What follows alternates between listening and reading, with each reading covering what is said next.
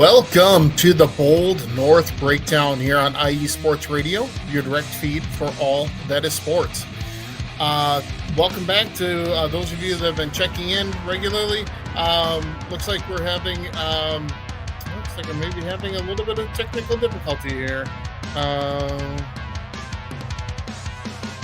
Trouble streaming on Switch.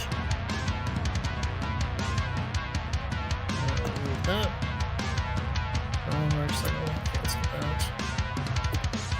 All right, well, hopefully everything works out okay, although it looks like they're having some issues with Switch. I don't know what to do with that, so I'm going to just leave it alone. Anyway, welcome back, everybody. Looking forward to talking with you all today. We've got a great show lined up. Going to talk some Twins now that regular season's right around the corner. I want to talk about kind of how they looked in spring training, kind of what their 26-man roster will look like heading into the season. Going to talk some Wolves and Wild. They both went 2-2 this week. It's kind of a crazy thing. Whenever the Wild win, the Wolves lose, and whenever the Wolves win, the Wild lose. So they both went 2-2 this week. You can pretty much guess how that went out for me as a Minnesota sports fan. The other thing to talk about is this is college sports season. I'm not going to talk too much about the NCAA tournament just because I don't have a horse in that race at all. Neither the men's nor the women's basketball teams here for Minnesota got into the big dance, so I'm not really going to touch on that too much. Maybe a couple of the players that are from Minnesota, I might touch on that a little bit towards the end, but I'm going to talk about some college hockey. So we've got the women's Frozen Four coming up here tomorrow. The semifinal games take place, and then the men are going to be coming up here in another week or so. They're going to wait for their college tournaments to finish up with the hockey. So kind of waiting for that to take place. I'm going to touch on Minnesota State Mankato as well. They're going to be playing in the men's hockey team's playing in the championship game here in tomorrow night, Friday night. So got a lot of great stuff to talk about. Looking forward to going through all of that with you. If you have any comments, feel free to drop them in into the comment section. We'll definitely chat up any questions you might have. But yeah, we'll be right back here on the Bold North Breakdown on IE Sports Radio, your direct feed for all that is sports.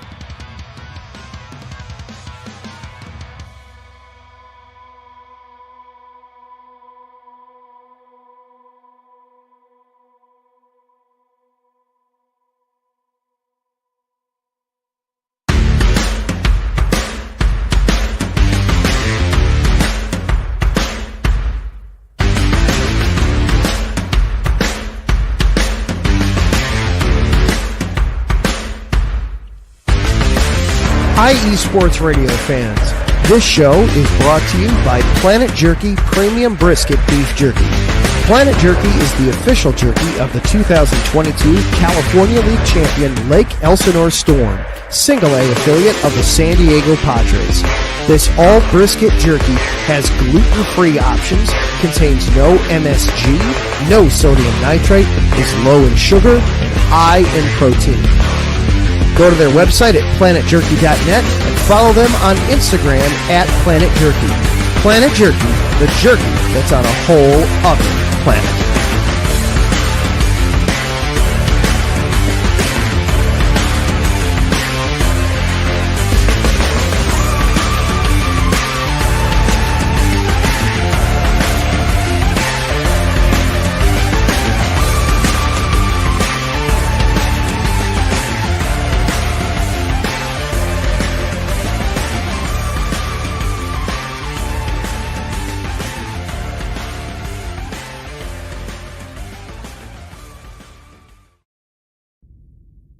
Rise and shine.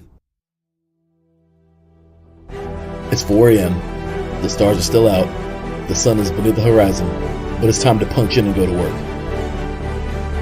The comfort of your warm-ups turns into the grinding out of your reps as the clinking and the clanking of the plates create a symphony of euphoria.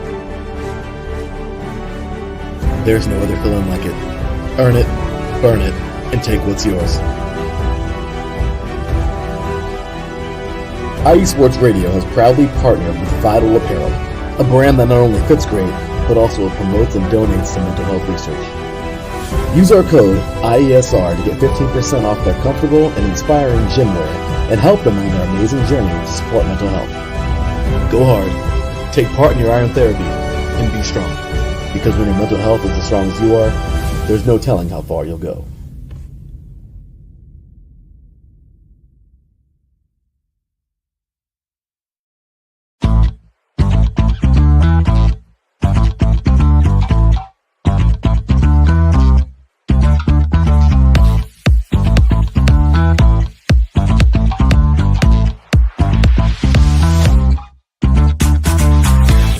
Hey there, IE Sports Radio fans. Be sure to check out our sponsor, Seal the Deal Wax Seals by Cecilia B.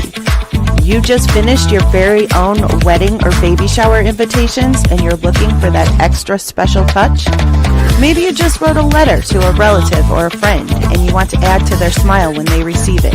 Then seal the deal with Cecilia's handmade sealing wax stamps for your invitations, letters, and gifts. You bring the deal, we'll bring the seal. You can find them on Instagram at sealthedeal_wax stamps and on Facebook, Seal the Deal Wax Seals.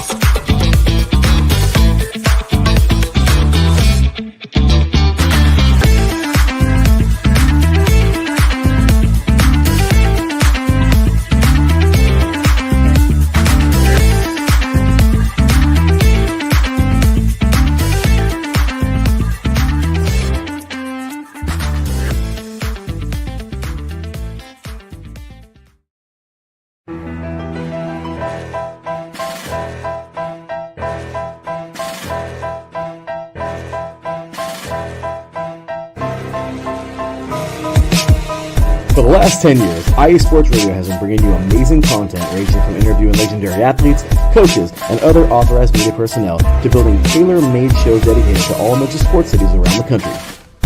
Make sure to follow us at IE Sports Radio on X, Instagram, Facebook, TikTok, and YouTube to keep up with the latest in sports and with all of our shows.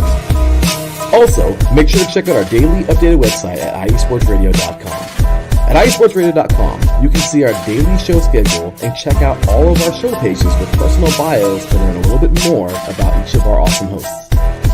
In addition to our show pages, you can catch the IE Sports Radio blog, Hall of Fame, Fans of the Month page, and our merchandise shop including t-shirts, tank tops, caps, long sleeves, hoodies, and more. For now over a decade here at IE Sports Radio, we've continued to be by the fans, for the fans, and we thank you all for your support and for making IE Sports Radio your direct feed for all that is sports.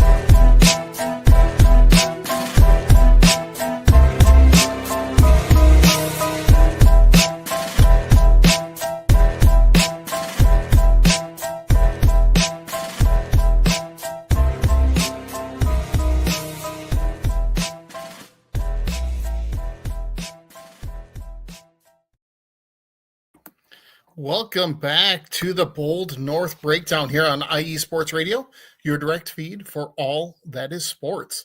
We want to just give a shout out to our sponsors again. Planet Jerky Beef Jerky, the premium brisket beef jerky. I was just trading some emails with Jose from Planet Jerky, wondering when they were going to have some of the large size bags of the barbecue and the sweet heat teriyaki brands available again. I'm all out, and hopefully they're going to have some more of the big bags back in stock. You said they were going to have them probably in about a week. So looking forward to that. But also check out Vital Apparel, great workout gear. Proceeds go to help mental health, which is huge. We have so much of a need for that in this country. So definitely check that out. If you need some new workout gear, that's the place to go to get it. Seal the Deal Wax Seals. Again, if you've got a special occasion coming up, You got to send out invites or thank yous after a wedding or graduation or anything like that. It's always, it just gives a nice touch to whatever it is that you're sending out. So check them out. And then our new sponsor, Raw Nutrition Supplements. Check out their site. I just ordered a couple of things from their site as well. But when you do, just go to getrawnutrition.com and use the promo code IESR and get 10% off your order. So got some good items there. And then also just a reminder, follow us on Facebook, X, TikTok, Instagram. You can find all of our shows here on YouTube. We've got over 30 shows from across the country, all really awesome, fantastic hosts. They've got every city covered. They've got every sport covered. So definitely go to the YouTube page or on Spreaker. You can find the shows there.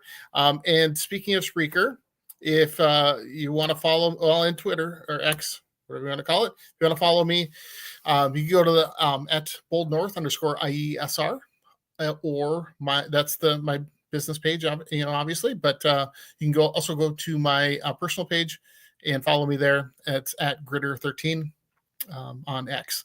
Again, if you like the show, love to have you become a supporter for $5 a month. You can become a supporter, and those funds help pay for my page, as well as all of the other 30 plus shows that are taking place across the country. Everybody's doing fantastic work. Helps us keep the lights on. So if you can become a member, would love to see it.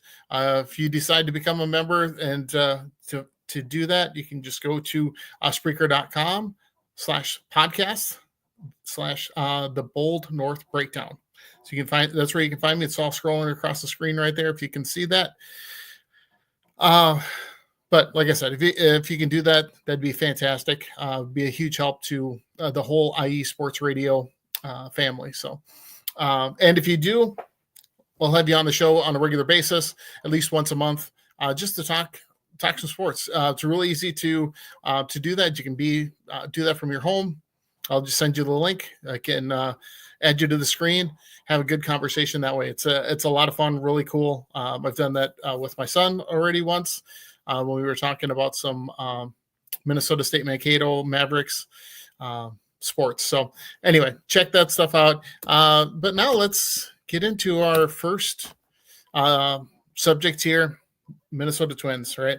It's I got my Twins jersey on. It's actually kind of a co-branded Twins Minnesota State Mankato. So had to have this one on for this show, just because of some of the stuff I'm going to be talking about throughout the show.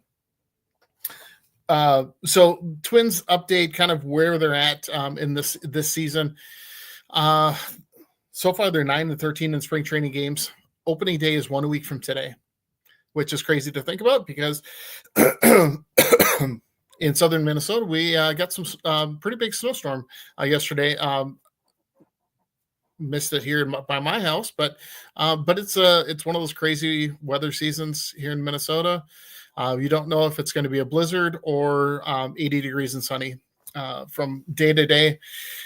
But that's part of the allure of living here in Minnesota. So I'm not sure if everybody from other parts of the country, I'm pretty sure Taryn from Southern California would not agree with that or not like that idea. But anyway, it's a lot. It's going to be fun. Anyway. So so opening day is a week from today. The home opener is 2 weeks from today. So again, that's going to be right around the beginning part of April. I believe it's April 3rd. And we'll see what the weather's going to be like. Could be a blizzard, could be a rainstorm, could be 30 degrees, could be 85 degrees. It's like Forrest Gump. You never know what you're going to get. Anyway, so let's just I do also want to give a shout out to Mike Pat.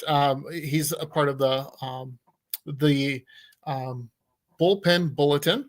They had a show on Tuesday night and they were breaking down the Central Division, and he was talking about the Twins. And I had to I have to just kind of jump onto follow his lead with kind of what he talked about. And his whole description of the Twins is they're decent. And that's the way they've been for last season anyway. Last season they started out pretty well. Pitchers were the starting pitching was pretty good. Kind of relied on a lot of guys to step up last year, and some of them did, some of them didn't. Now as we're going into this season, I think a lot of the experience that those guys got last year is going to help them this year. So I'm hoping probably, when I look at the starting rotation, looks like it's going to be Pablo Lopez, followed by Joe Ryan, followed by Bailey Ober, then Chris Paddock, and Simeon Woods Richardson. Chris Paddock was injured most of the year last year. Looked fairly solid once he came back. I think it was in August or something along those lines, and looked okay as a starter. But that's kind of been the story of his career. I think he's been okay. I was kind of disappointed that they didn't try to add another starting pitcher in free agency this past offseason, but with the ownership situation as to what it is, who knows? So anyway, so those are the starting five. That's the way it looks anyway, with David Festa and Zebby Matthews being sent down to AAA, who were a couple of guys that last year got thrown into the fire, so to speak, and got called up and started some games in the later part of the year after Joe Ryan injured his shoulder. So hoping he comes back healthy would be nice to see. Seeing him be effective. Pablo Lopez is, to me, the star of the rotation. I mean, as far as Twins fans go, he's a star. Other teams, he would be like, he's a really good number 2 starter. But I digress. But anyway, so I think he's going to be pretty solid this year.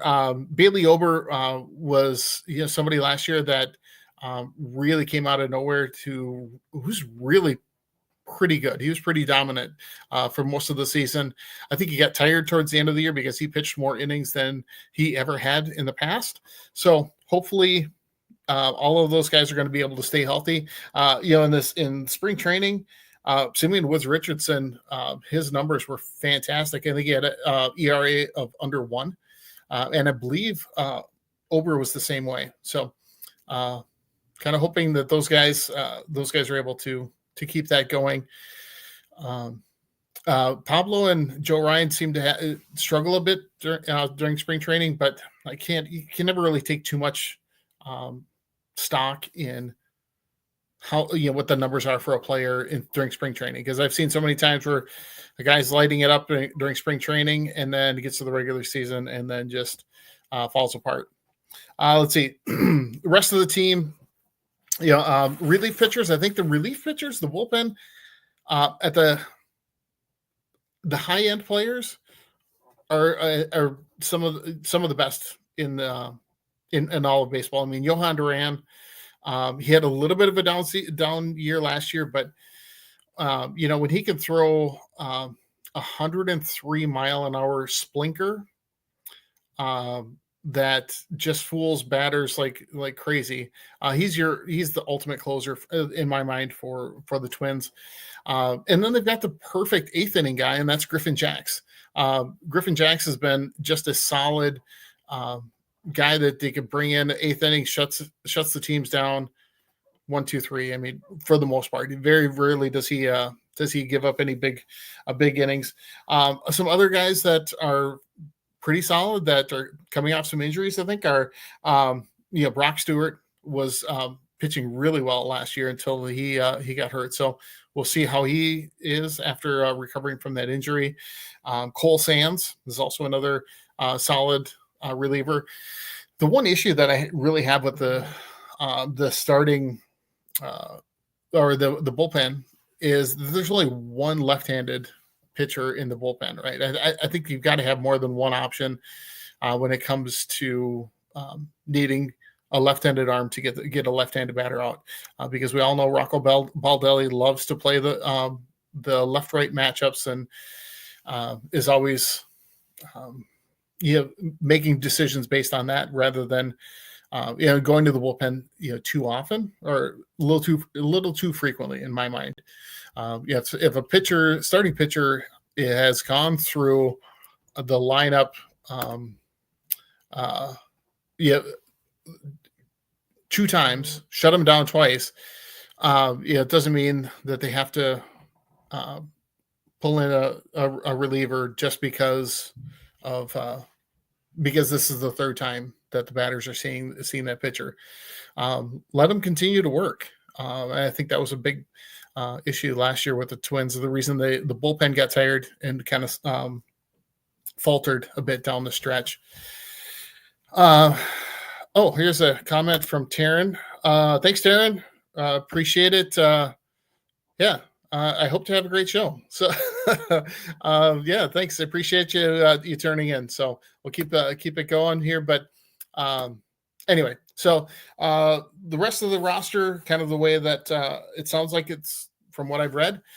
Catchers will be Ryan Jeffers, and then Christian Vasquez will back him up. Probably about a 60-40 split between the two of them, with Jeffers getting the bulk of those starts. Hopefully Christian Vasquez can develop a little bit more of a hitting skill, but just because he's really good defensively, I'm just not sure. It's tough when you got a guy in your lineup that will maybe hit 200. But although, boy, the things I remember about being good stats with baseball have totally changed over the last 10 years. And I don't agree with a lot of it. I think on-base percentages is key. I really have an issue with players striking out. I would much rather see you put the ball in play and make an out that way rather than either home run or strikeout. That's just me, because it's anyway.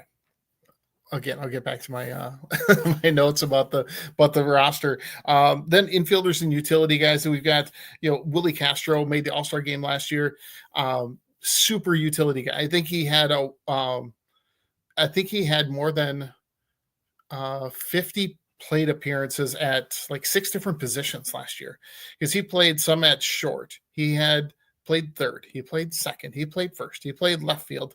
He played center field.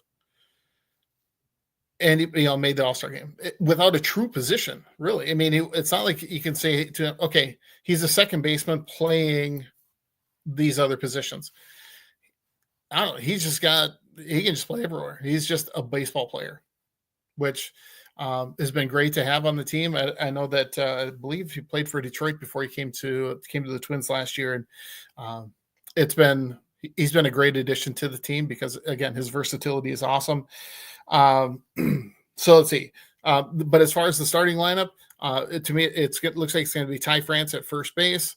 Looks like it'll be likely Brooks Lee at second, Carlos Correa at short, and then Jose Miranda at third base. Obviously, this would be different if Royce Lewis hadn't gotten hurt, but which is kind of the story of his career, and we'll talk about that here in a little bit too. So, and then some other guys that they've got, Edward Julian, likely going to he can play first base, second base. Not a great fielder, but a pretty solid hitter. Has a good eye, doesn't strike out a lot, gets on base a lot because he gets a lot of walks. Jose Miranda can play third or first, so I think they'll be shuffling some guys around in that respect. And then Mickey Gasper is the last man on the bench as far as the batters go. Then we get to the outfielders. In the outfield, it looks like the starters are going to be Trevor Larnach in left, Byron Buxton in center, and then Matt Wallner in right field. Matt Wallner is just a giant of a man. He's like 6'4" and like just looks like a lumberjack out there, and has a cannon for an arm. So really looking forward to seeing him play out there and right. And then they've also got Harrison Bader, who's going to be that fourth outfielder for the Twins. Can play everywhere, and then start in center when Byron Buxton inevitably gets hurt. So, which for Minnesota fans, all about his injury history as well. So it looks like, from what I've read, The starting lineup is, I've got a little ticker for that. There we go. So it looks like we're going to start with Matt Wallner and right as the leadoff guy. One of his keys to getting on base is that he gets hit by pitches a lot. So anyway, so it'll be Wallner, Correa, Buxton to start with, Trevor Larnach usually, Jose Miranda, Willie Castro at second, Ryan Jeffers at catcher, and then Edward Julian as the DH to start out with. So we'll see how that works out. You never know what's going to happen there. Yeah, the Twins don't have one of those prototypical guys that gets on base and steals bases. I think Edward Julian was in that leadoff role a couple of years ago and did pretty well just because of his on base percentage. But it's not like they've got any guys that can get on base, and then get the pitchers worried and flustered stealing bases or anything like that. They're going to be one of the teams with the least amount of stolen bases in all of Major League Baseball this year. So we'll see how that goes. But yeah, as I mentioned earlier, boy, those injuries are already hitting. Royce Lewis. It's just so disappointing as a Twins fan. The three best hitters that the Twins have in the lineup are, at least they should be, are Royce Lewis, Byron Buxton, and then Carlos Correa. Last year they started together for 28 games last year. 28 out of 162 games is all they could get together before somebody started getting hurt. Royce Lewis, his injury history is it's just rough. So he was the first overall pick for the Twins in 2017. He's now 25 years old. First time he got called up was in it was the 2017 draft. Got called up in 2021. So he missed all of the 2020 season because he was in the minors, COVID year. So that's the whole season was wiped out. 2021 tears his ACL, his right ACL, out for the season. 2022, same thing, torn ACL, out for the year. So he's been those kinds of things are just crazy how that can happen. 2023 was fairly healthy. Didn't play every game, but he had a good number of games that he played and was a pretty solid hitter and player. Last year, opening day, strained hamstring. Strained quad. This year, it's a strained hamstring in spring training. So, like I said, he's been kind of snake bit when it comes to injuries, but he is one of the best players and best guys on the team. My son and I went to Twins Fest a few years ago, so I think it would have been probably 2023 in that off season. It's a Twins Fest is a thing where you can meet players. So I think we went in 2022 and then 2023. So he was healthy for both of those. So he was there. Excuse me. And they have these guys are kind of in different rooms at Target Field where you can walk in, get your picture taken with them, have them sign something or whatever that you bring with. And so my son and I went, and so let me see if that was 2022. Noah would have been, he would have been in high school. So I think probably his freshman or sophomore year, give or take, something like that. Anyway, so he was, we saw Royce. We stopped right up to his table. He was really super pleasant to Noah. He's like, hey, like your flow, talking about his hair, because he had, I'm too old to have any opinion on hairstyles, but anyway, so he was super nice. Signed the ball that Noah had, and when we came back the next year, so we got tickets again, he remembered Noah from that. He's like, oh yeah, I remember meeting you last year. Nice flow, right?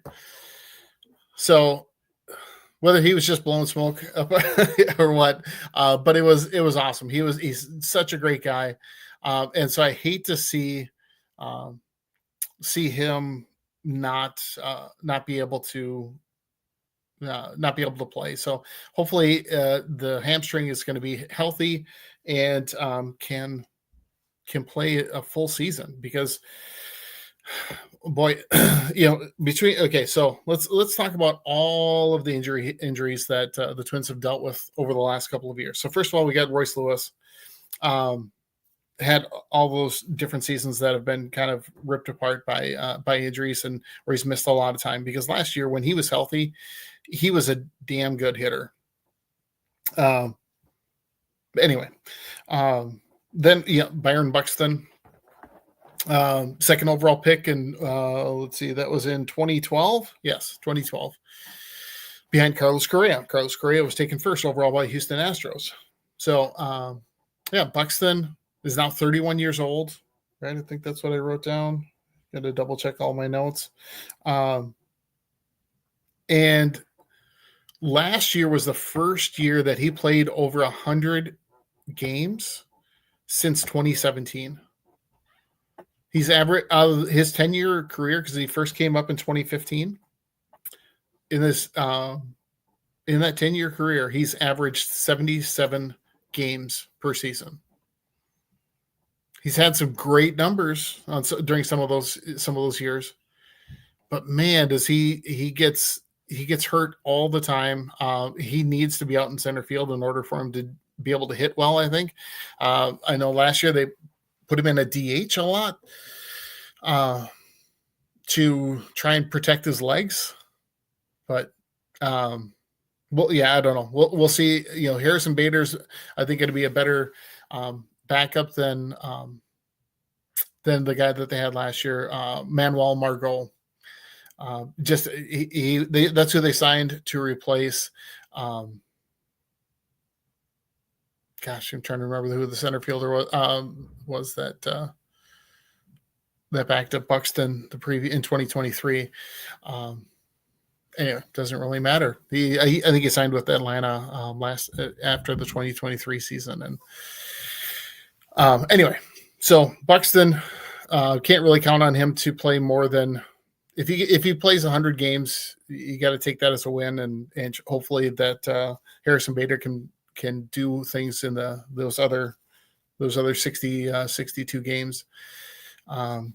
Then you've got Carlos Correa last year, missed a lot of games, and actually played through a plantar fasciitis injury in 2023. So 2023, he tried battling through it. Just couldn't do it, and it impacted his production at the plate. So last year, when he was dealing with that injury, he sat down, and they covered for him with some other players. So the other guy that it's really disappointing to see, and he's not on the team anymore, and that's Alex Kirilloff. So Kirilloff was a 2016 first round pick, number 15 overall. That's where the 15 came from. Alex Kirilloff was a high school hitter, great hitter. He worked his way through the minors, all with his bat, and was a really good hitter. Started as an outfielder. Then he started dealing with some injuries, and so he went from the outfield to first base. And let's see, 2021 he had a wrist injury. 2022 he had another wrist injury. He had to have surgery on the ligament in his wrist. 2023 he had a shoulder surgery.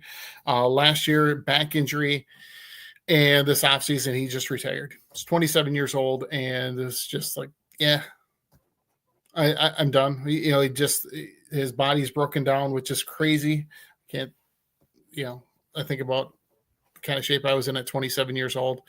And it's really sad to see him essentially being shut down, shutting down his career, lost the passion for the game because of all the injuries and just the mental and physical toll that baseball's taken on him. So that's unfortunate. But again, another one of those guys that has been dealing with injuries over and over and over again. And maybe instead of a new ownership group, they should invest in some new trainers. I don't know, something to try and keep these guys on the field. We do have some good potential players coming up in the minors right now. Looking at kind of some of those top prospects and some of those guys that we might be able to see this year. Let's see here. Oh, I got to throw Brian up here. Hey, Brian. Brian's the host of the Beantown. Let me look at my sheet here. The Beantown. Sorry, Brian. Hey, my bad. I was going to study all of those show names before I jumped on tonight, and sorry, things got a little crazy at work, so I wasn't able to be back. But anyway, thanks, Brian, for tuning in. Appreciate you joining me, hope you're enjoying the show. Anyway, let's get back to top prospects. Number one prospect for the Twins, number 3 overall in the majors, is Walker Jenkins, first round pick from a couple of years ago, right out of high school. He's 20 years old. He's hit at every level that he's been at. Started at rookie ball, low A, high A, then made it all the way to Double A last year. He's going to start out at Double A this year. Would not surprise me to see him at Triple A by the end before the season is over, playing with the Saints, which I would love to go see because Noah, my son Noah, has a media pass to take photos at any St. Paul Saints game that he wants to go to this year. So looking forward to taking in some of those games. But he's again, unless he gets hurt, knock on wood, somebody. He's the future. Probably going to be a center fielder. Which would be nice to have a superstar center fielder. Take me back to my Kirby Puckett days when I was a kid. He was one of my favorite players to watch, and love to have another center fielder out there like that. Just somebody that can hit the ball, play some defense, run, and he's got all the tools that you're looking for. But he's probably not going to be making it up to the big league club this season. A couple of guys that probably will at some point are Emmanuel Rodriguez, who's a 22-year-old left-handed hitting outfielder, big power hitter, probably more of a corner outfielder than anything else. And then Luke Keschel. Luke Keschel's a second baseman, first baseman, outfielder, kind of a utility guy, but is another one that is a really good hitter. So both of those two guys have been good hitters throughout the minors, and so they've been able to make some climbs and through the minor league system for the Twins, and really looking forward to seeing what they're able to do. I know that Keschel hit. He was with the team in spring training, and was hitting the ball pretty well there too. So we're going to see how all that goes. Anyway, let's take a quick break, and we'll come back. Again, you're here watching the Bold North Breakdown here on IE Sports Radio, your direct feed for all that is sports. What's going on, Kansas City sports fans? I am the greatest of all time, the best in the world, but more importantly, the owner of the world, Brandon the Franchise Buck, and I am your host for the show. This is KC Sports, which you can find right here every Monday at 2 p.m. Central Standard Time on IE Sports Radio, your direct feed for all that is sports. Now, are you looking for a show that you can watch live or listen to later on that talks about the Kansas City Chiefs, the Kansas City Royals, Sporting KC, KC Current, as well as even the Kansas City Mavericks? Or do you want to listen to a show that talks about your high school sports, whether it be on the Missouri side or the Kansas City side? Let's even talk about college. Let's talk about KU. Let's talk about K-State. Let's talk about Mizzou. And let's talk about your boys' alma mater, the Pittsburgh State Gorillas. All in all, it doesn't matter. If it's Kansas City anything, we will talk about it on this show every Monday at 2 p.m. We'll talk about stuff that's happening in your area, let alone Union Station, Power and Light, T-Mobile Center. It doesn't matter. If you want to talk about it, join our segment, the Fan Interaction segment, every Monday at 2 p.m. and make sure you get your voice heard. Until then, I hope you check out the show. As always, I am the greatest of all time, the best in the world, but more importantly, the owner of the world, Brandon the Franchise Buck, and I am your host every Monday at 2 p.m. on This is KC Sports, which you can find right here on IE Sports Radio, your direct feed for all that is sports.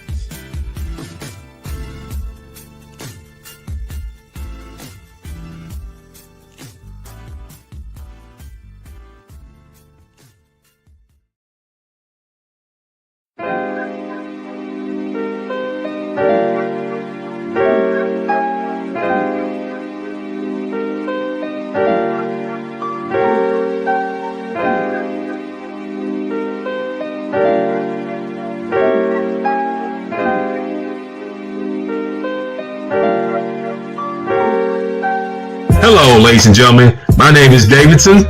It's your boy Dentarius Locke. And we are the hosts of Fast Break here on IE Sports Radio, where we discuss everything in the world of basketball from prep to the pros. You guys should definitely check us out, man. Sunday, 8 p.m. Eastern, 5 p.m. Pacific. We got all the basketball information you guys need, so we look forward to you guys listening in. And please do, because we are the best basketball show on this side of the Mississippi. And please do check us out on Twitter at FastBreakISR. D-Lock, where's our time again? 8 p.m. Eastern, 5 p.m. Pacific. That gives you guys plenty of time on a Sunday. Tune in.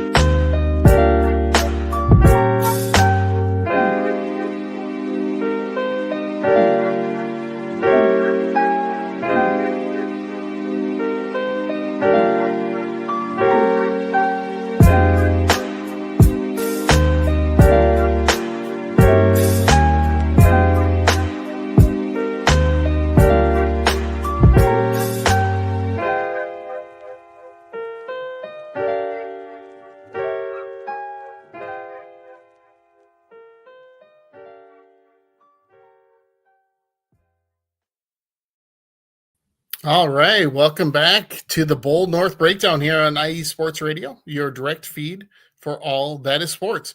Make sure you check out those shows. Check it. This is KC with Brandon the Franchise Buck. Great show, and same thing with Davidson and Dentarius. Fast Break podcast talks all things basketball. Definitely check those guys out. You got some great shows. So anyway, but let's jump in. Speaking of basketball, let's talk Timberwolves. So let's see. This last week, kind of a lackluster week for me as a Wolves fan. As I mentioned earlier during the intro, it seems like whenever the Wolves win, the Wild lose, and when the Wild win, the Wolves lose. They played. They both, like I said, went 2-2 this week, and I think they were playing the same night on all 4 games. Anyway, so first beginning of the week started out good. They had wins over the Magic and over the Jazz. The Jazz, I mean, they dominated the Jazz, 128-102. Just a great game all around. Jalen Clark, again, I'm such a fan of his. Can't wait for the next time I'm able to watch him play, just because he is such a defensive presence. And he just catches guys napping, and he's just a little kind of a pest out there for the other team, and I love it. There was a play towards the end of that game against the Jazz. They got lazy passing the ball, inbounding the ball after a Ant dunk, and snags the inbound pass or steals it right from the guy who's getting the inbounds pass and gets a quick, easy layup. Boy, I mean, it's just having those kinds of smarts is awesome to see. So anyway, so those a couple of games were great. And all 4 of the games that they played this week were at home. So, and then they've got they're playing the Pelicans again tomorrow night, and you would hope that against the teams that they were playing, especially Indiana, as injured as they were missing 4 of their starters, 2 more regulars. One got tossed out of the game, and then one fouled out later in the game. Really, they shouldn't be. You should be able to, beat these guys pretty handily. Now, granted, Rudy did get thrown out of the game for getting into it with Nemhard. But still, there's no reason that they should have lost. Now they took it to overtime. They lost, 132-130. But they had the chance. And Anthony Edwards, boy, as somebody that is insanely talented, some of the decisions he makes just drive me nuts. When let's see, towards the end of that game, tied at 117, the Pacers scored with like 4 seconds left. So the Wolves were inbounding the ball. They had called the timeout, and everybody's converging on Anthony Edwards, right? Because everybody knows that's who's going to have the ball, and that's who they have to shut down. Jaden McDaniels, open on the other side of the court, could have easily, swung the ball over to him to get a less contested shot. But instead, Anthony Edwards has to take that hero role and fires up a off-balance 3 and misses it. And even if he wants to have the ball in his hands, take it to the hole. Try to draw something up to get to the free throw line, because at that point he was 13 of 14 from the free throw line. He was drawing fouls, which is when he plays at his best. And he ended up finishing 19 of 20 from the free throw line, which is great. But the times that he's doing it are when he has to, right? Like, to me, there was let me look at my notes here again, in overtime. So he misses that 3 at the end of regulation. They go into overtime, tied at 117. The Wolves have a lead, 128-126. Ant has the ball. Rather than, he had just gotten fouled on a previous possession, hit the 2 free throws. Indiana misses. Going back down, and with that 2-point lead, he prefers to take a 3 to try and have a dagger, whatever, to try and put him away. When the smarter play would have been to, again, take it to the hole, have them follow you again. But when it comes to end of game shots, Anthony Edwards is one of the worst in the NBA for shots to either take the lead or to retake the lead, or to win a game, tie or win. Of people that qualified, or whatever the statistic was. But like, every single time they're in a game where it's tied up, he likes to do that step back 3 from the wing, or from the and what kind of from the wing, I guess. And it just catches all iron, right? That's not, while he has become a better 3-point shooter this year. I mean, he's hitting a really good percentage overall, but at the end of the game, I don't know what it is. If he's thinking too much about it, or he's thinking about all of his misses, or if it's just the fact that everybody is going to be double and triple teaming him to make somebody else hit that shot, he's got to do something different, because he's not able to hit those shots. He's not giving up the ball. Like I said, Jaden McDaniels was wide open. And now Jaden McDaniels, prior to the last month and a half, 2 months, hasn't really been much of an offensive presence in his career. That was never his calling card. It was always defense, because he's just a long, athletic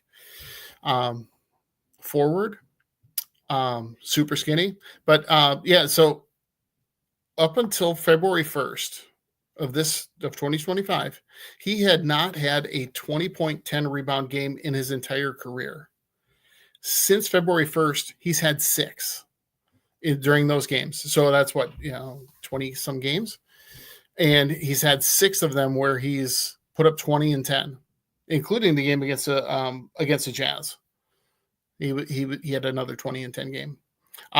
So if everybody's leaving him alone, give him the ball, let him take a shot. If he misses, he misses, but at least that's a better shot than a contested off balance 3 with 2 or 3 guys around you. Right. It's just not the way to go. But I do have to say, I got to give it up to Indiana. And Big Mike pointed this out. Obi Toppin was like the second coming of Steph Curry. I mean, it's just amazing looking at those numbers. He hit 3 threes in overtime. Yeah, like as I mentioned, there was the Wolves were up 128-126. It misses that shot. They go down the other way. Toppin hits a 3. So now the Wolves are down 129-128. Here, Ant drives it to the lane, gets fouled, hits the 2 free throws. It's 130-129. Perfect. Right.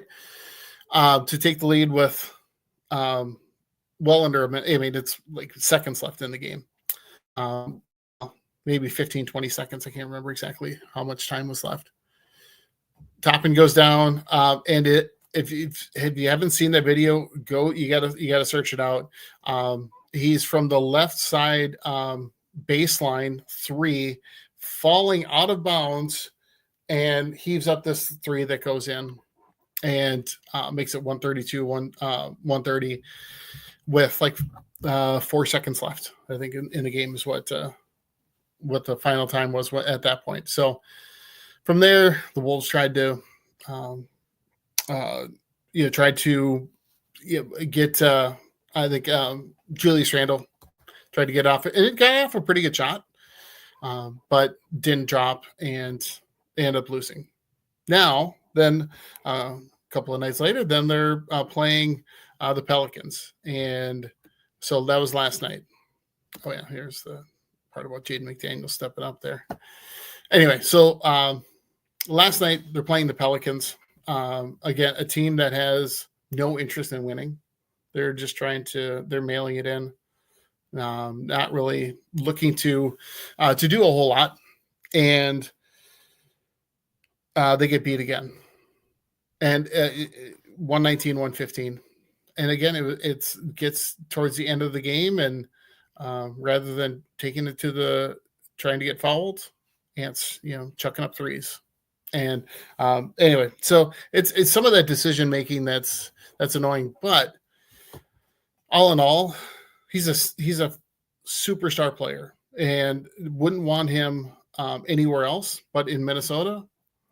But I just hope that as he gets older and matures, he's going to make some of those decisions a little bit better when it comes to crunch time, because that makes it takes its toll on the team, and everybody else needs to be able to they need to have some faith, or he needs to have faith in them that they can make some shots. So anyway, we're going to take another last quick break. We'll be right back here on the Bold North Breakdown here on IE Sports Radio, your direct feed for all that is sports.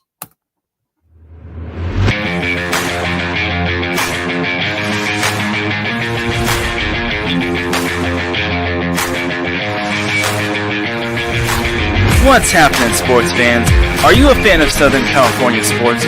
Are you looking for a show hotter than a hot summer day in California? Then look no further than the SoCal Supreme Sports Show, where I talk about all things Southern California sports. That's right, all sports teams from Southern California. From the hard-hitting tackles of the NFL, to the killer crossovers and big three-pointers of the NBA and WNBA, to the grand slams of the MLB, to the bone-chilling goals of the NHL, and to the booming kicks of the MLS. The SoCal Supreme Sports Show has it all for you. Oh, and let us not forget about the college sports as well. So join me, Taryn Rodriguez, every week here on IE Sports Radio, your direct feed for all that is sports.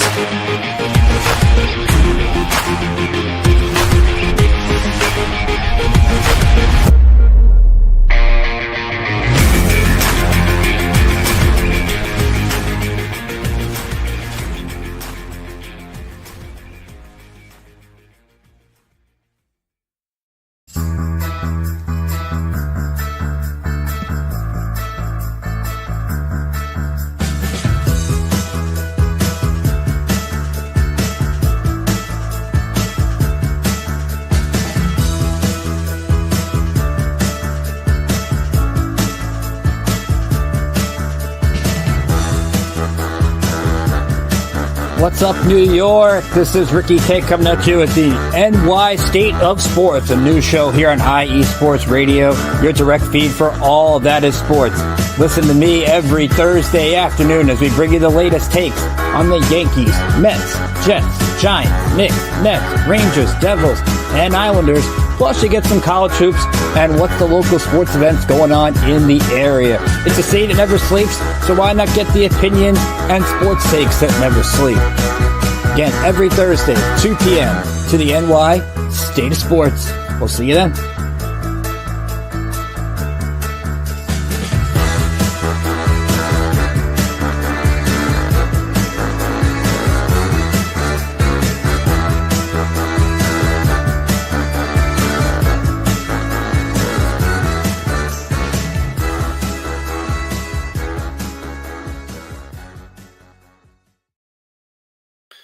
All right, welcome back to the Bold North Breakdown here on IE Sports Radio, your direct feed for all that is sports. So shout out to those guys, Ricky K, New York show, talks about everything New York related, and then also, sorry, I gotta look at my notes again. I can't remember.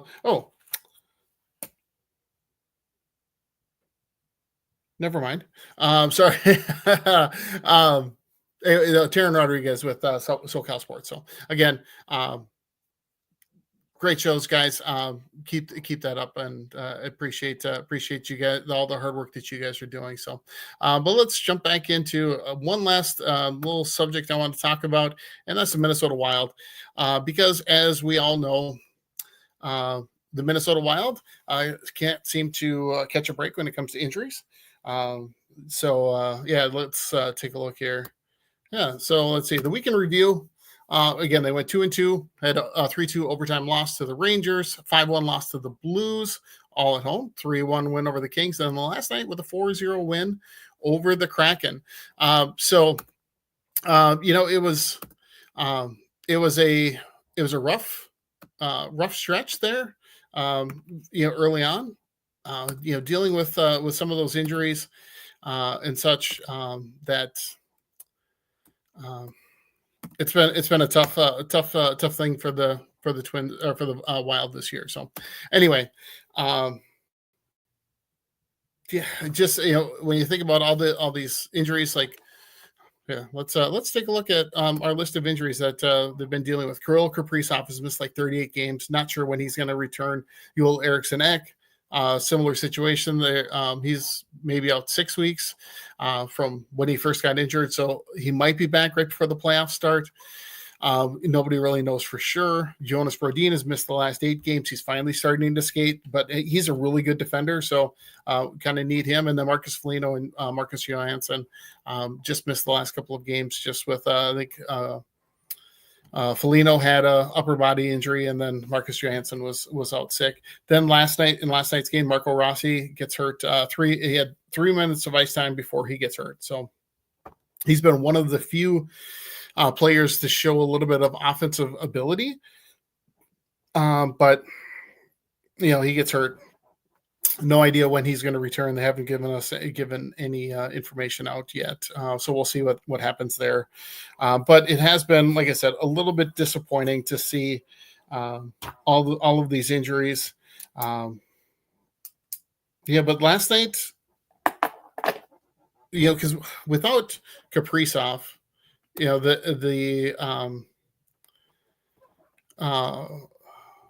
see here. Anyway, sorry, getting distracted here.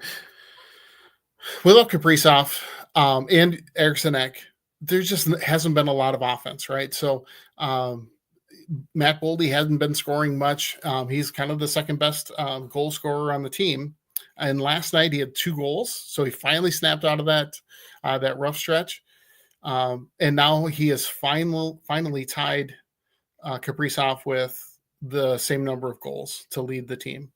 The Wild jumped out to a huge start to the game last night. They scored 3 goals in the first 4.5 minutes against Seattle, which was crazy. And then Gustafson ended up with the shutout, so it's 4-0. The second goal from Boldy was an empty netter, but it still counts. So got to take it, right?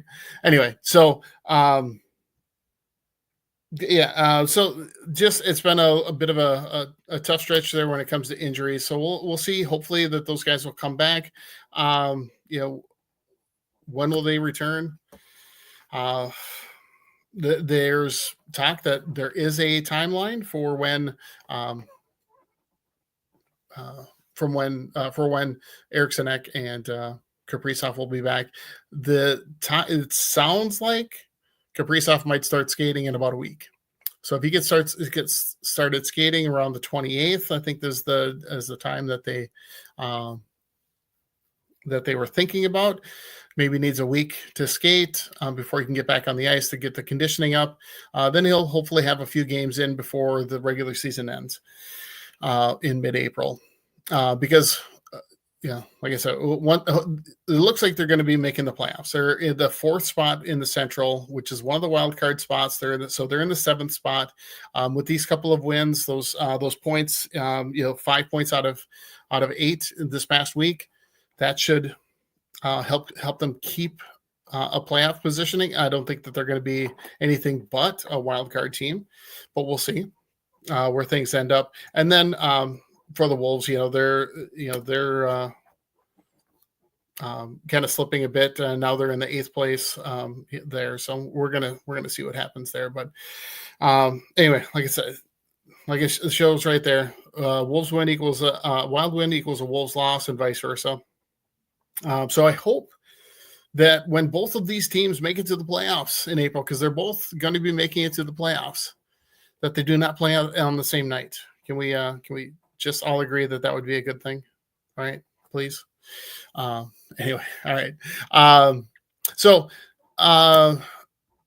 that's about it for the Wild. Do want to talk a little bit about some college hockey coming up here, just because it's pretty exciting. We've got the women's Gopher women's team playing in the Frozen Four tomorrow night against Wisconsin. It's going to be a little crazy.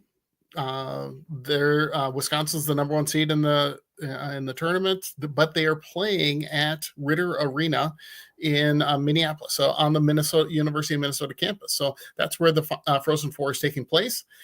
So hopefully, it'd be great to see the Gophers pull out a win there. I'm not very optimistic, just because Wisconsin's 5-0 against the Gophers this year between regular season and the Big Ten tournament game. So keep our fingers crossed that they can pull out a win and make it to the championship game, going against likely it would be Ohio State, more than likely anyway. In that final game. Anyway, so kind of hoping those ladies, have a great night. I think in order for them to do that, you're going to have a huge game from Hannah Clark. She's the starting goaltender for the Gophers. And then Abby Murphy and Ella Huber need to have some big games as well. Both are seniors. Murphy is the leading goal scorer on the team. She has 33 goals on the season, a total of 65 points. She's a plus 33 for the season. Ella Huber is the passing assist person for that Gophers team. So if they can get some pucks in the net, and if Clark can keep the puck out of the net, and the Gophers fans step up, that'd be a huge thing. We got the home ice advantage, so we'll see if they can make that happen. On the men's side, Gopher men are waiting for the NCAA brackets. They have to wait until all the conference championship games finish up. Really, I think they're hoping for Michigan State to beat Ohio State in the Big Ten championship game, because then Michigan's, it was right now Minnesota's number 4 in the pairwise ranking, so they're probably going to get an at-large bid, but they did have a disappointing loss to Notre Dame in the first round of the Big Ten tournament. So hoping that Michigan State can beat, because Michigan State and the Gophers were tied for the Big Ten championship regular season anyway. So Michigan State's keeping that going through the playoffs, through the Big Ten tournament. If they secure the automatic bid as the Big Ten champion rather than Ohio State getting that automatic bid, then it's going to free up some more at-large bids. So we'll see how that goes. And then getting back to my Mavericks patch here, the Minnesota State Mavericks, Minnesota State Mankato Mavericks, they play in the CCHA championship game tomorrow night against St. Thomas University. If they pull off that win, they'll get an automatic bid into the NCAA hockey tournament. There's only 16 teams that make it. There's 6 automatic bids for conference champions and then 10 at-large bids. So I don't expect any other Minnesota teams to be getting in the running for at-large bids, just because St. Cloud State and UMD are pretty low in the pairwise rankings, and they're not in any of those championship games. So we'll see how that all goes. So anyway, I will get going here, but do want to, I'm just gonna start up my music here a bit. Going to be finishing it up, but just did want to also touch base a little bit on some of the